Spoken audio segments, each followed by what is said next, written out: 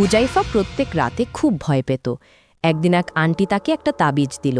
হুজাইফা ভাবল এটাই তাকে রক্ষা করবে, তাই সে আল্লাহর কাছে দোয়া করা ভুলে গেল। তাবিজ ব্যবহার করার পর তবুও তার ভয় কমল না। তার আম্মা বললেন, বাবা, আমরা কিসের ওপর ভরসা করছি, তাবিজ নাকি আল্লাহর ওপর? কিন্তু ইসলামিক ক্লাসের শিক্ষক তার ভুল ভেঙে দিল। তিনি বললেন, রাসূলুল্লাহ সাল্লাল্লাহু আলাইহি ওয়াসাল্লাম বলেছেন, যে ব্যক্তি তাবিজ লটকালো সে শিরক করল। আরও বলেছেন, ঝাড়ফুঁক, শরীয়ত পরিপন্থী, তাবিজ ও তিওয়ালা এসব শিরক। নবী সাল্লাল্লাহু আলাইহি ওয়াসাল্লাম বলেছেন, যে ব্যক্তি কোনো কিছু ঝুলাবে তাকে সেই জিনিসের উপরই ছেড়ে দেওয়া হবে। এমনকি এক ব্যক্তির বায়াতও গ্রহণ করা হয়নি, কারণ তার গায়ে তাবিজ ছিল। হুজাইফা তখন বুঝতে পারল সে না বুঝে বড় ভুল করছিল।